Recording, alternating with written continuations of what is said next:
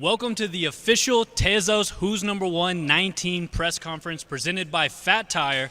We're here in Austin, Texas at the Palmer Event Center. Austin, the new mecca of jiu-jitsu. And we're bringing in 20 of the most exciting athletes in sport jiu-jitsu today to compete on this card. So this card is going to be 10 matches total. We're kicking off the prelims. There's going to be 4 preliminary matches. All of them are going to be free on the YouTube channel. And then we got 6 main card matches. If you want to watch those, you got to pay the price. You got to go subscribe to FloGrappling.com. But I'm sitting here with the first match of the evening, the match that's going to kick off the prelims. We've got Achilles Rocha taking on JB Betchloff.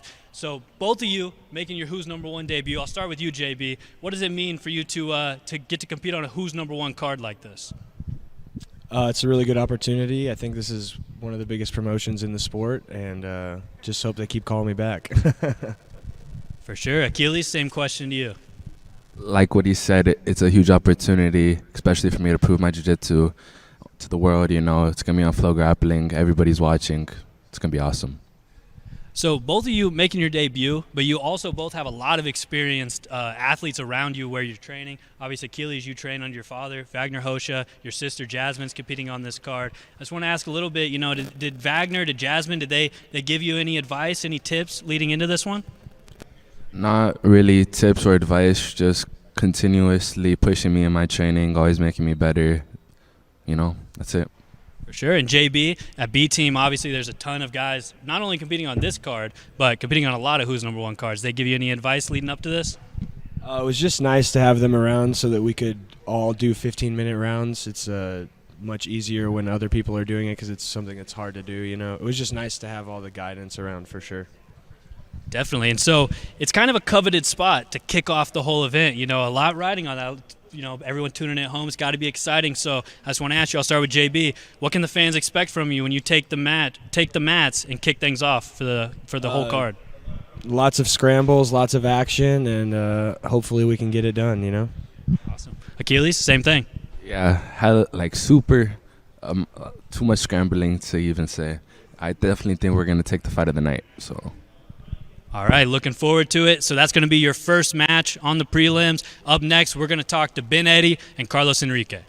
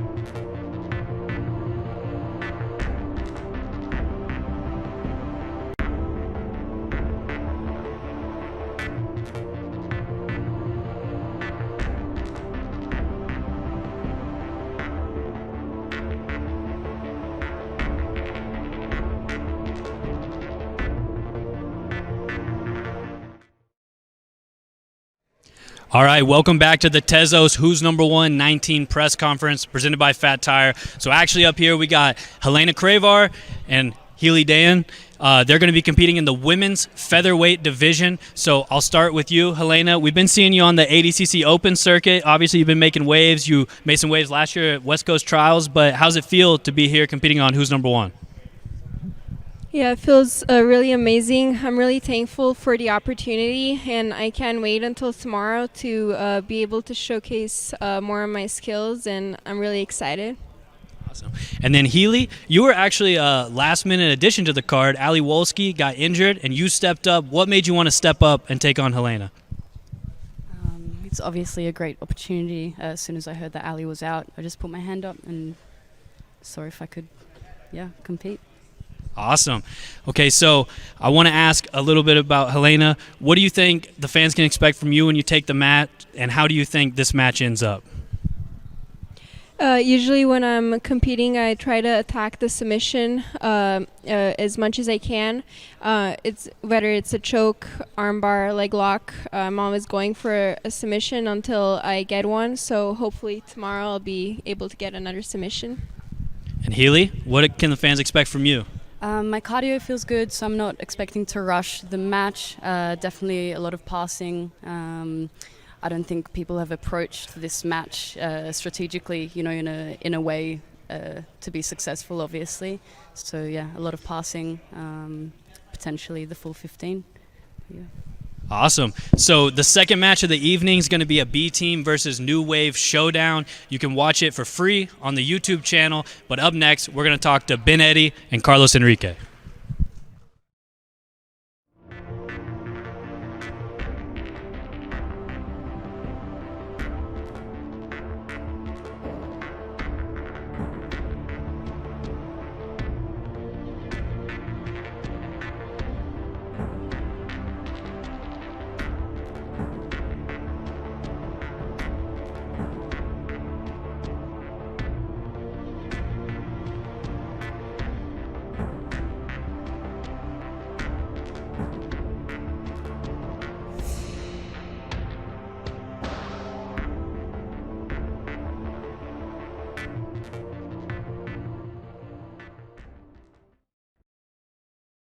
All right, welcome back. I'm joined now by 10th Planet's Benetti and Dream Arts Carlos Enrique. So I want to ask you first, Benetti.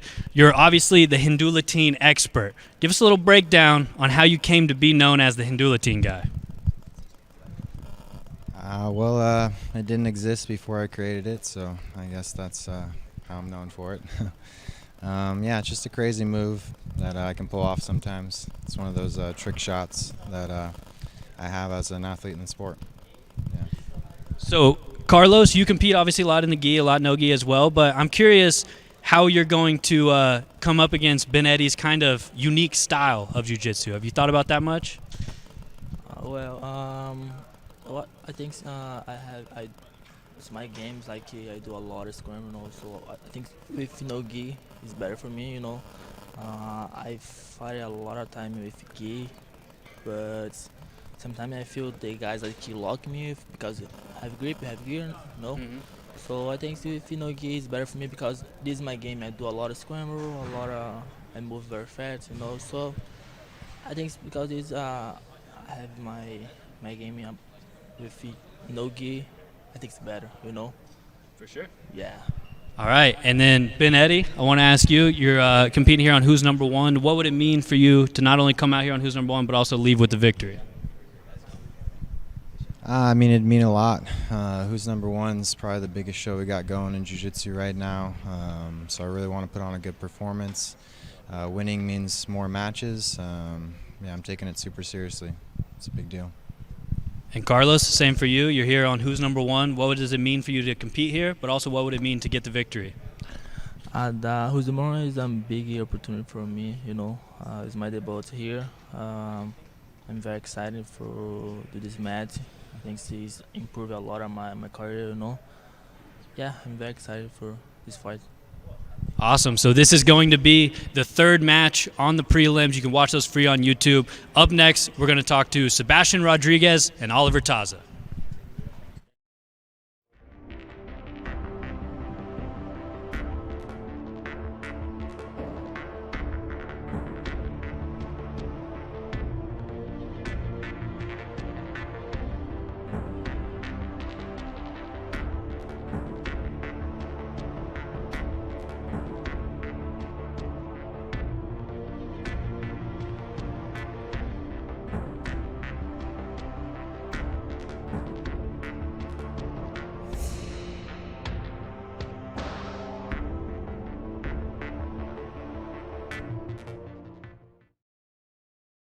All right, welcome back to the Tezos Who's Number One 19 press conference presented by Fat Tire. Now I'm joined with Sebastian Rodriguez and Oliver Taza. This match is a middleweight match. It's going down to 185. It's also going to be the last match on the preliminary card. So you're going to want to tune in for this one. I'm expecting fireworks, but I want to ask you guys a little bit about it. Sebastian, this is your Who's Number One debut.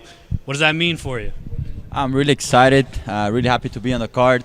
Ready to put on a show, ready to have a great match, and yeah. And so another question for you real quick. You were originally supposed to face Hunter Colvin, but he had to pull out due to injury, and then Oliver Taza stepped up. Does that change the game plan? How does that throw a wrench in things for you? Doesn't change too much for me. I just came to fight whoever. Taza is like same thing. Like he always step in any match, ready to fight whoever. So it just make the fight more exciting.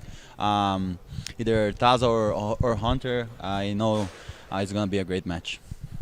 So Taza, I want to ask you. I feel like you might have known Hunter was out before us because you were immediately blowing us up, asking for the match, asking to get on. So what makes you want to step up last minute like this and take on Sebastian? Yeah, I woke up the morning after ADCC Arizona Open. My flight was very early, so I got on my phone. I saw Hunter was out right away. I messaged Ricardo, and he's like, let me get back to you. We'll see. And then the next morning, I was in. No hesitation. Of course, man. If it's in Austin, I'm going to take the match, especially against Sebastian. We faced each other twice already. He beat me both times, so I know it's going to be technical and a good match. 15 minutes, too. We have a lot of time to showcase our jiu-jitsu. What would it mean for you to get a win back over Sebastian? Like you mentioned, you guys have faced twice before, most recently at Nogi Worlds, I believe. Mm-hmm. What would it mean to get a win back over Sebastian? It would mean that my training is going in the right direction. I'm improving. My skill set is growing, and I'm just sharpening my tools, which is why we do jiu-jitsu, just always looking to improve and continue to get better. Gotcha. And then Sebastian, I believe you might be the first Costa Rican-born athlete on Who's Number One. Are you going to bring a little bit of that Pura Vida lifestyle to the mats, or what can we expect from that? Hey, the Pura Vida is always with me. Taza wants my head, but I want his head too, you know. So I'm pretty sure we're going to put on a show, and it's going to be a great match for you guys. And yeah, you can expect fireworks. What do you think? Expect fireworks, Taza? Yeah, of course. The Pura Vida, that's true, man. You carry that with you everywhere you go. You know, it's not a place. It's kind of an attitude, and I'll be bringing some Pura Vida myself. Right on. So this will be the last match of the prelims, which are going to be free on YouTube, and then we're kicking off the main card. So up next, we're going to bring out our first main card match, where we're going to talk with Andrew Tackett and Troy Russell. Thank you, guys. Thank you.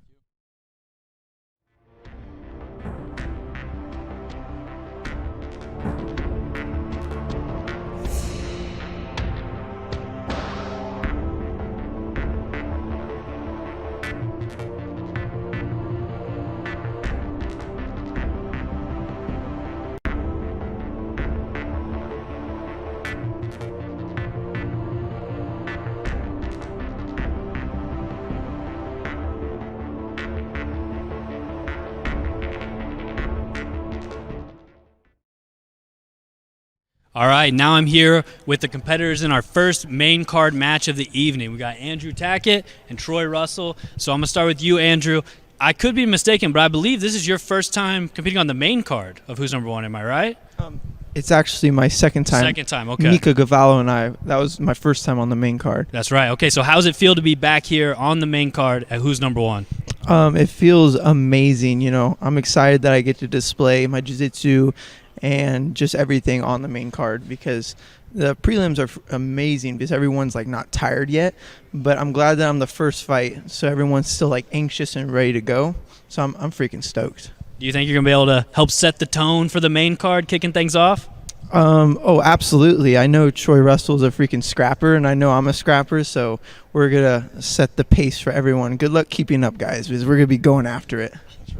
All right, Troy, what do you think about that? This is your first time on the main card. Your last match, you were on the undercard against Austin Arande. You got the submission. How's it feel to be back on Who's Number One, but also on the main card?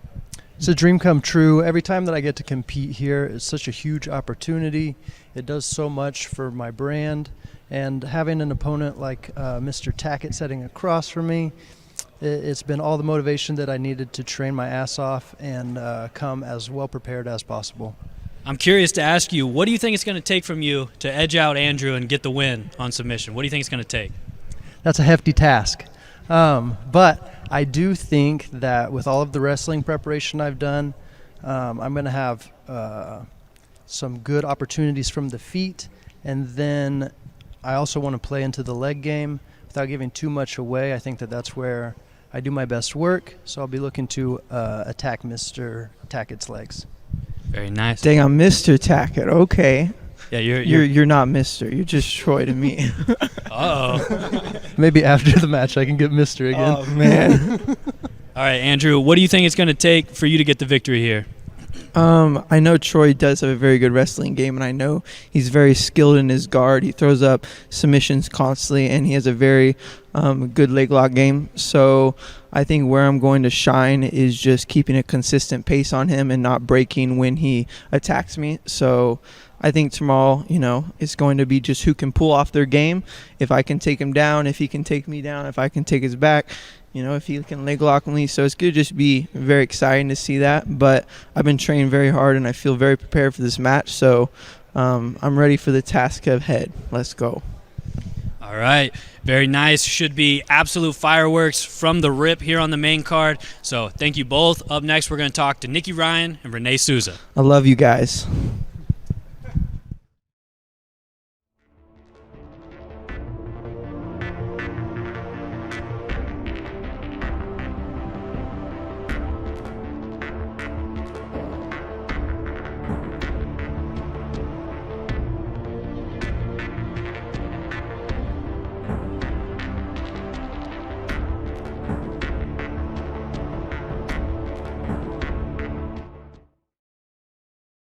All right, our next match is going to be in the welterweight division where we're going to see B Team's Nikki Ryan take on 10th Planet's Renee Souza. So I'm going to start with you, Nikki, the return of Nikki Ryan, if you will. We don't get to see you compete a lot, but whenever you do, it's always exciting. How's it feel to be back competing on Who's Number One? Yeah, I'm honestly just excited to get back out there. You know, the injuries have kind of kept me off the competition mats for like the past 2-3 years.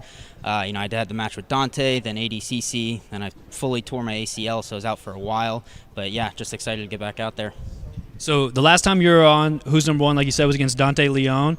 How has your game kind of evolved since then? How different is your jiu-jitsu now? Yeah, so I actually started reintegrating like my old game for like the past 3 or 4 years. I was mainly focused on wrestling and passing, and then I kind of steered away from submission. So like my past few matches, there wasn't too many submissions. Now I'm trying to reintegrate my submission game with, you know, my wrestling and my top pressure. So we're going to get to see a little bit of Nikki Ryan, the sub hunter this time. Yes, yeah, I might see some butt scooting and some leg locks and a bit of wrestling as well. All right, so another sub hunter over here, Renee Souza. I recently got to watch you train a little bit at Essential, and you were telling me how, you know, your game's been evolving as well. How's your game kind of been changing lately? Mic check, 1 2. Mic check, 1 2. Is it working? No, I just want to make sure. But yeah, my game's been evolving. I think everybody's training for ADCC, so really getting the wrestling sharp, training with JT Torres up at Essential. And yeah, like really excited for the match with Nikki because he's well-rounded. He's got a good game everywhere. Trials are a couple weeks away, so excited to like have this match and then lead into that. So really grateful for the opportunity. Your last time on Who's Number One, you walked away with the submission. Submission of the night, actually. Submission of the night, presented by Tezos, actually. Yeah. So I'm curious, what would it mean to you to get another submission here, not just on Who's Number One, but I guess a formidable opponent in Nikki Ryan?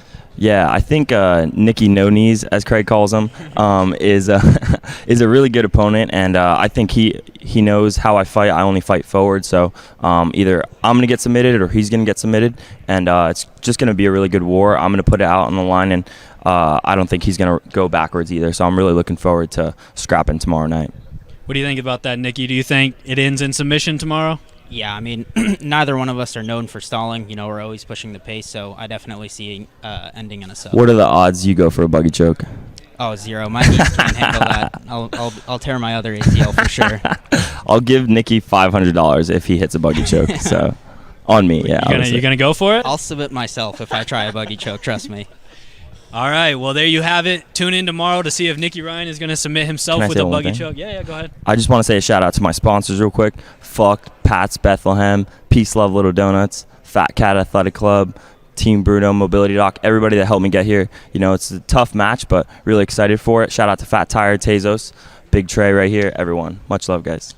Very nice. All right, so up next, we're going to talk to Felipe Pena and Haisam Rita.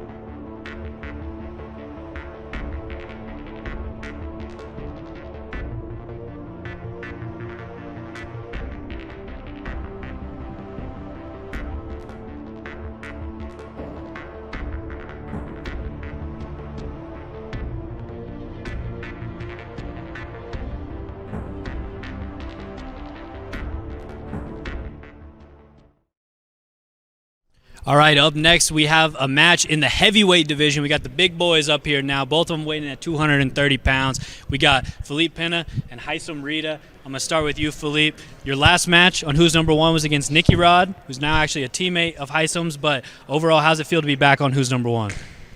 Feels really good. I really like to compete Who is Number One, especially because of the rules. I think really stimulate you to exchange jiu-jitsu and feel confident, and the camp was great, so really happy to be here. Awesome. And then Haisam, same question. How's it feel to be back on Who's Number One? Yes, sir. It's good to be back, you know, against a tough opponent like Felipe Pena. You know, I'm excited to put on the show, man. Yes, sir. So I want to ask you, Haisam, you're obviously, you never stray away from a big match, but Felipe, ADCC absolute champ, you know, one of the best in the sport. What would it mean for you to come out here and get a win over Felipe? Yeah, man. I mean, it's gonna mean a lot for my career. It's gonna be huge for my career for sure. I mean, Felipe Pena is like a veteran of the sport, you know, like ADCC absolute champion and all that stuff. So to have the opportunity to share the mile with him, yeah, it's a huge honor for me, you know. And I'm looking to bring the fight to him too as well. So, Philippe, we've obviously seen you in tons of matches over the years, but only a few times on the Who's Number One stage. So I'm curious, you know, what can the fans expect whenever you take the mats for Who's Number One? Can expect my best version. I'm gonna try put my game. Doesn't matter if be takedown, guard, or passing. I'm gonna go really for it on this fight. And Heisen is a great opponent, really strong, really coming up athlete, right? With the big wins, and I'm excited to compete against him. Gotcha. What do you think kind of is a key to victory for you here against Hysom? Key to victory, I think, would be impose my game. You know, not much secret. Exchange jiu-jitsu, do the positions have been working on training and competition, and impose my game. Hysom, same for you. What do you think the keys to getting a win against Felipe are? Yeah, I mean, I'm ready for wherever the fight goes, being it on the feet, on the mat. You know, me, if Felipe ends up pulling guard, I'm ready for my passing, to impose my passing and all that.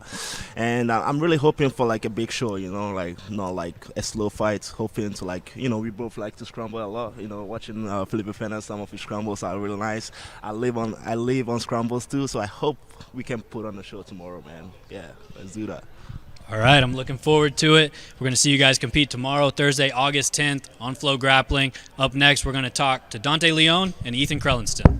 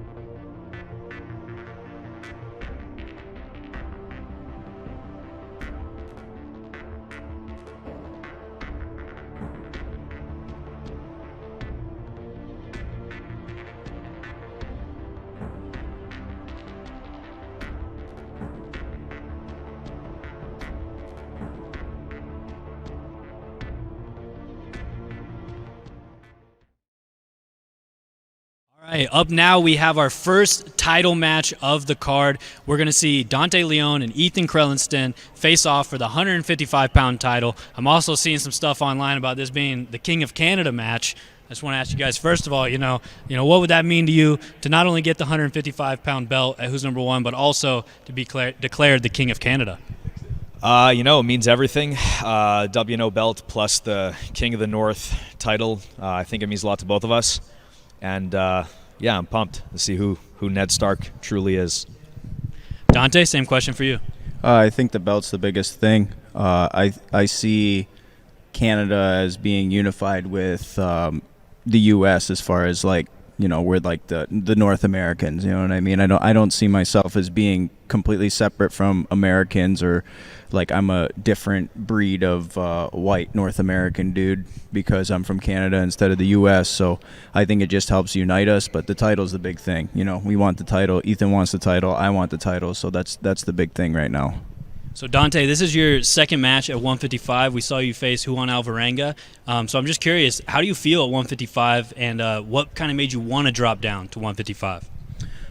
Originally, what made me want to drop down to 155 was working with a legit solid nutritionist. Body weight, cruise around body weight was coming down.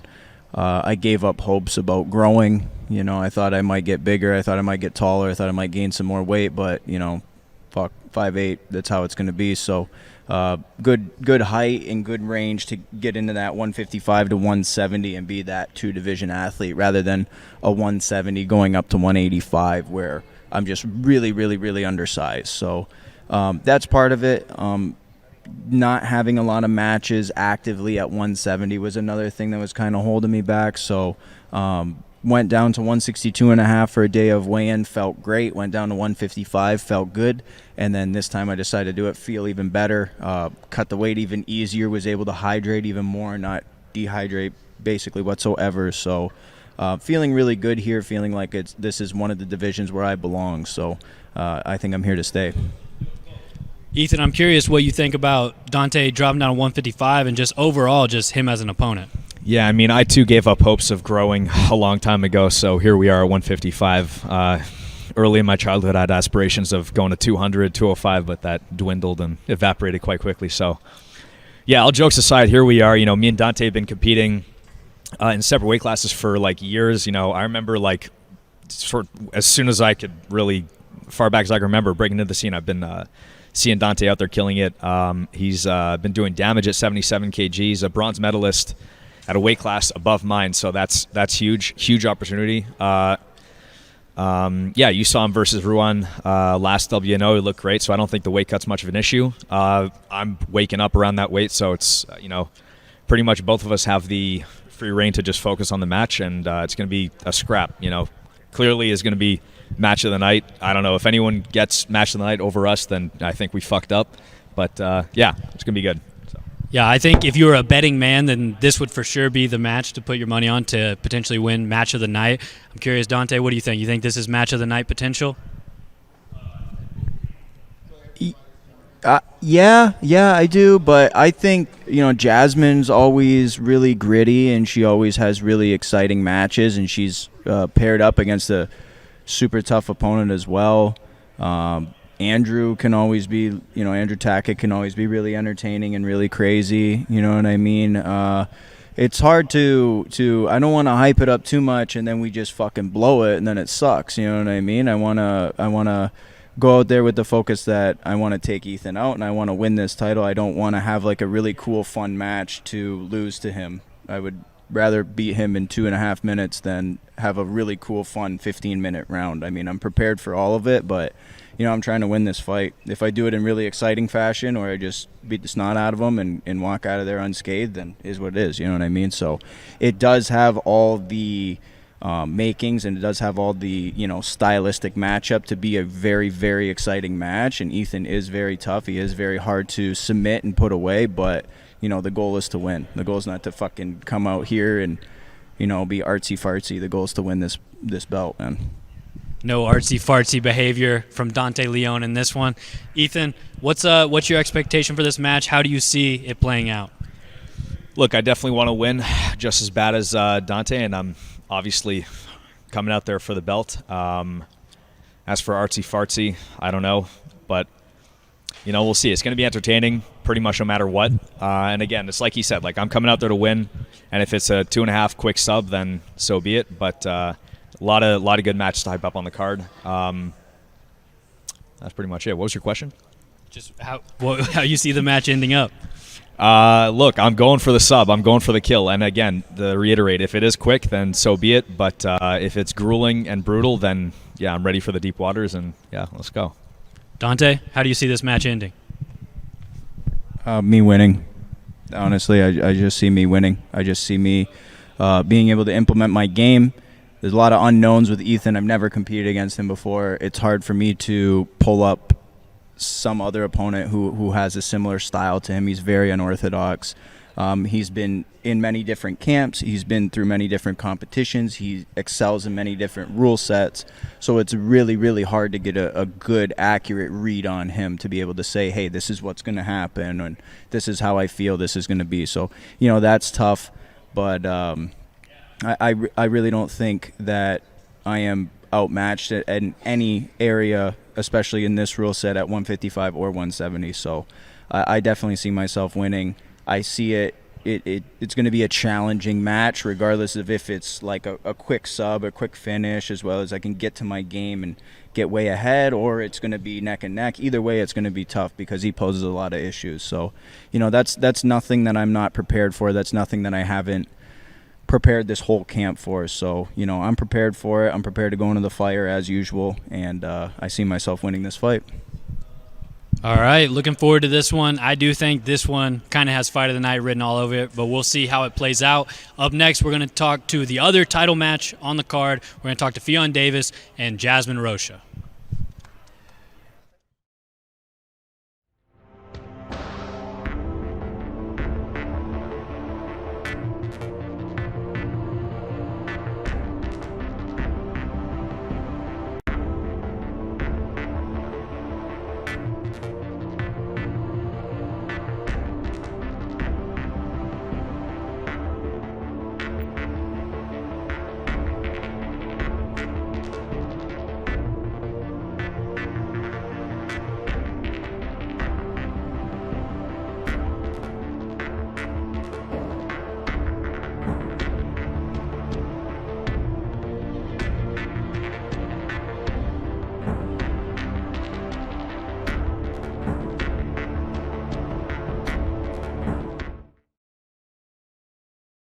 All right, I'm joined now by the current 125-pound champion, Ffion Davis, and Jasmine Rocha, the challenger. This one's going down for the belt. It's going to be on the line. First of all, I'm going to ask you, Ffion, what does it mean to be back on Who's Number One? And also, what would it mean for you to defend your belt?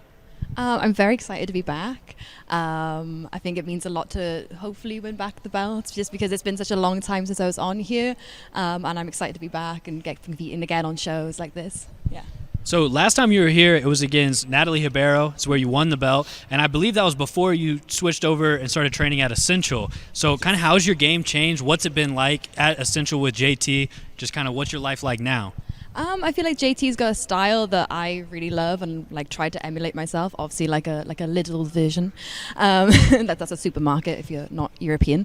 But yeah, I feel like it's been so helpful. But mostly his attitude towards training and his positivity, it really rubs off on you. I feel like that's been the biggest impact it's had on my game. But also I like to do the same things as him, so I feel like it's really helped tune in my own game. Then also he trains really, really hard and really intense, so that's very helpful. Yeah, Essentials Pro Training is for sure one of the wildest, toughest training sessions I've observed. But Jasmine, now I want to ask you, because I know you've also been training really hard leading up to this. Your previous match on Who's Number One, you were able to get the submission. You earned the right to challenge for the belt. What does it mean to you to be competing for the 125 title? Yeah, I'm super excited to be back here. I had a great debut here on the WNO stage, and I'm excited to be here to collect my title and to win tomorrow. Collect your title, so you're coming for the champ, huh? Yeah, I'm coming for everybody. I'm here to be the number one.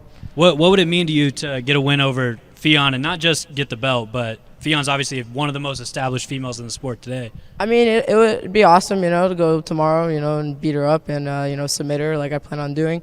But it's not just stopping with Ffion. I'm here to beat everybody up. I'm here to show who's number one. Ffion, what do you think about that? I think I learned very early on to never underestimate anyone, and I think she's very much underestimated me. So I'm very excited to fight her tomorrow, yeah. So, Ffion, I talked with you previously at Essential, and we talked a little bit about whenever you're the person on the come-up, trying to chase the titles, and then the difference whenever you now have the titles and people are chasing you. I'm curious on your perspective on what's that like now that you kind of have the ADCC title, the world title, the Who's Number One title. What's it feel like now to know people are coming after you and chasing you to get those? I feel like it's something I'm used to. You know, like I've been competing a long time, and my first run, like I guess at the gi scene in 2019 as a black belt, like I won a few things at that time. So I think I did like set my name out fairly early in my black belt career. So it's not something that I'm not used to. I like it. I'm excited by it. I like that she's coming in hot. I like that she's confident. I think that maybe the confidence is a little more than it should be, but yeah, I'm excited to fight her, and it makes it exciting, you know. What do you think, Jasmine? Do you think you're overconfident? Nah, definitely not. This is me on a good day. This is me humble. But I definitely think that, you know, as the challenger coming in, I think it's easier for the challenger to come up than it is for, you know, the champion to hold on to that belt, you know. And I don't think that she's the Fionn that she was when she got that belt, you know. I saw her, you know, struggling to make that weight today. So I'm wondering how she's feeling today, you know. She hasn't been 125 in a while, and she's here to defend this belt and, you know, change of team, you know, new boyfriend, new lifestyle, you know. So maybe her focus isn't as, you know, focused as she was when she was a challenger, and she's not going to hold on to that belt as the champion much longer. That's really funny. It's not even on. I think it's on. Is it? Okay, good. I think that's really funny. I won ADCC and Worlds in the gi this year, and you also don't compete in the gi. I don't need at to. all. My focus are in no-gi. I have 100% of my focus, energy, and time in no-gi. You have 50% of yours in the gi, Yeah, I'm a rounded 50% in grappler, no-gi. unlike some people, but that's cool. We'll see tomorrow. I've only gotten better since I joined Essential, so I think it'll be a fun match. We'll see tomorrow. Okay. Fionn, what can the fans expect from you when you take the mats tomorrow? Like I always come in aggressive. I always come in looking for a submission. I'm even more motivated now, so yeah. Jasmine, same for you. What can the fans expect? You know, same thing I always do in every fight. I push the pace. I look for a submission. You know, I'm honestly just really curious how she thinks she's gonna beat me, because like I'm really unimpressed. You know, what's she gonna do? Come at me with a knee cut and try to pass my guard with a basic knee cut? I'm curious how she thinks she's really gonna beat me. Do you care to give any I'll insight? beat you however you want to be beaten, bitch. Like, what the fuck? What do you think? We'll see tomorrow. All right. Well, make sure you tune in tomorrow to find out how this one plays out. I'm super interested now. I'll say that much. And up next, we're going to talk to the main event, Kaynan Duarte and Nicholas Meregali.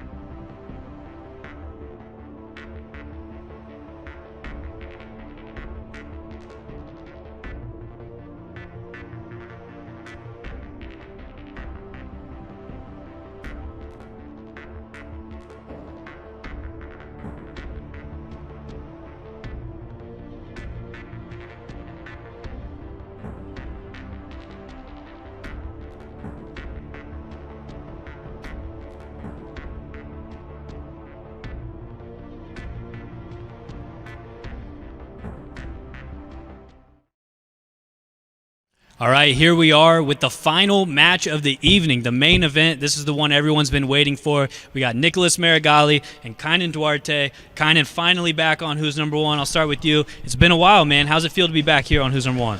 Man, it's been a while. I'm very happy. I put a lot of work into this preparation against Nicholas, and very excited for tomorrow.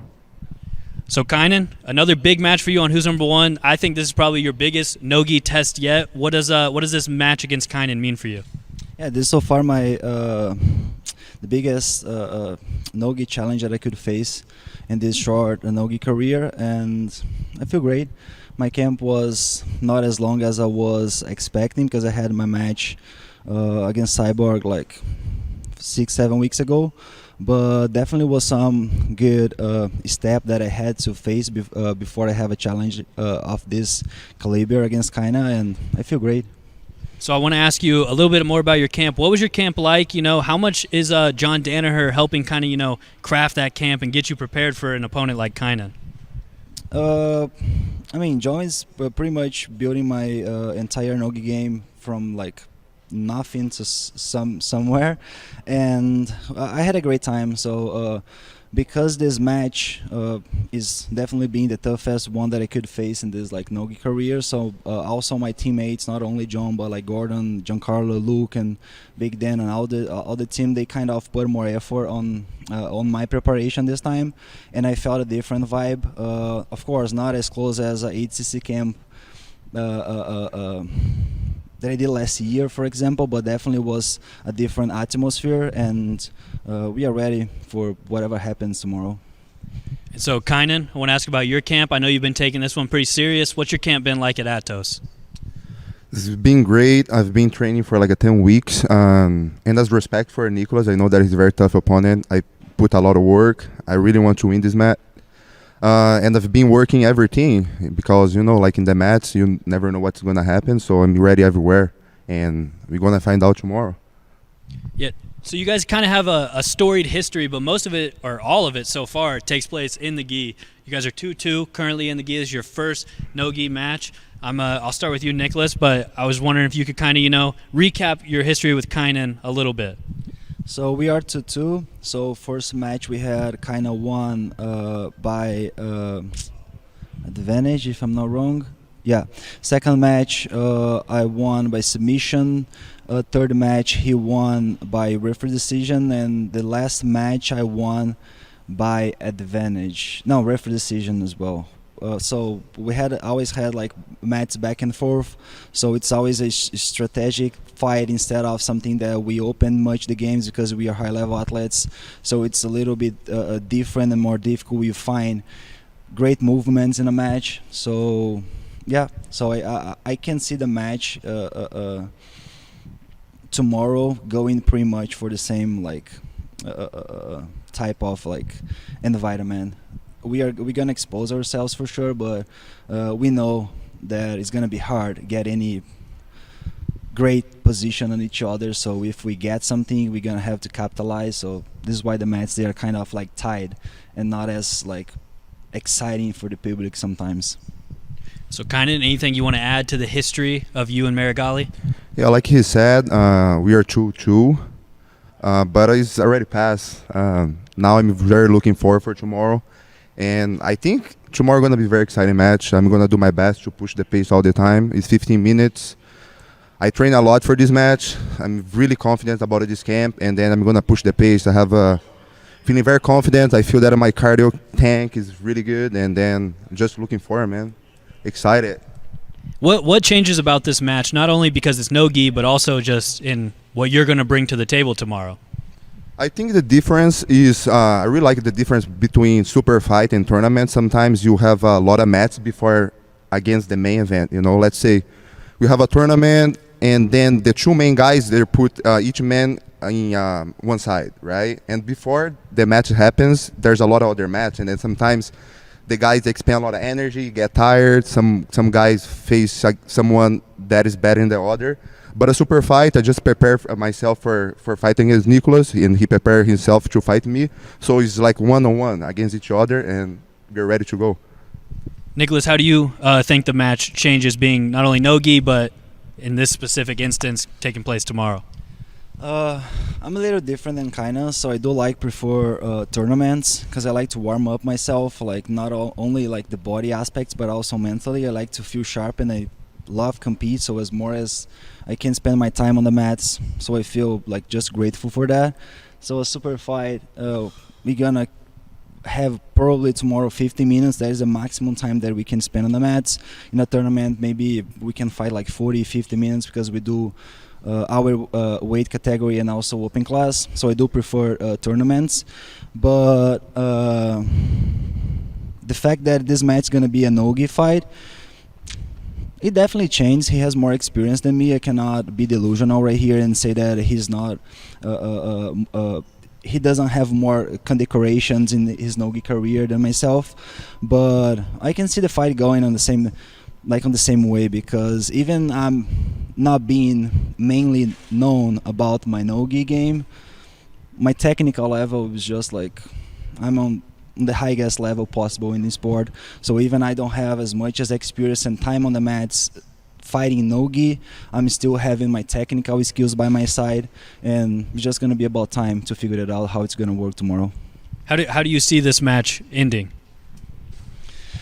As I said before, so I'm super confident about my defensive skills, so I cannot see Kaynan tapping me in any position. I know he has some very strong guillotine, so it can be a dangerous technique if I get there. His leg lock game is not that strong, so I'm not afraid about. So I have like guys like Giancarlo, Luke, Gordon, like hitting my legs every session. So I'm very confident in that scenario. So his wrestler, I would say like he has better skills than me. Not much hand fighting, but he does well taking people down. So I have to be aware, have my hands always like blocking his shots and like creating distance and good protections. And my bottom game is better for sure. And his top pressure, he usually like pass only for one side, and he likes to close distance, getting chest to chest and butt locks. But at the same time, I use shields very well. Shields with knees and frames and elbows. So I'm doing a great job creating and maintaining distance with when my opponent is trying to get chest to chest. So I'm very confident for tomorrow. So whenever happens on the feet, on the ground, with my back on the mats, or either if I get top position, I'm feeling like great for tomorrow. Kaynan, same for you. How do you see this match ending? I see myself winning. Working? Yeah, it should be. Okay, I just see myself as winning. Like I said, I put a lot of work. Like I said, my teammates helping me a lot. I have people like coming from Europe to help me out. And like I said, I don't want to analyze a lot of the match. I'm just coming from the submission. I'm coming forward. And that's the match that everyone asked for. That's the match that I really want to take it. And you guys doesn't want to miss it. It's going to be a very exciting match. I'm very looking forward to it. That's right. You guys aren't going to want to miss this one. So absolutely stacked card from the start to the end. Make sure you guys tune in Thursday, August 10th here on FloGrappling. Remember, the first 4 matches are going to be free on the prelims, and then the last 6 you got to pay for. But that's about it here at the Tezos Who's Number 119 Nicholas Meregali versus Kaynan Duarte, presented by Fat Tire press conference. So go out, buy yourself some Fat Tire, get ready for the show tomorrow because it all starts Thursday, August 10th at 7 p.m. We'll see you guys there.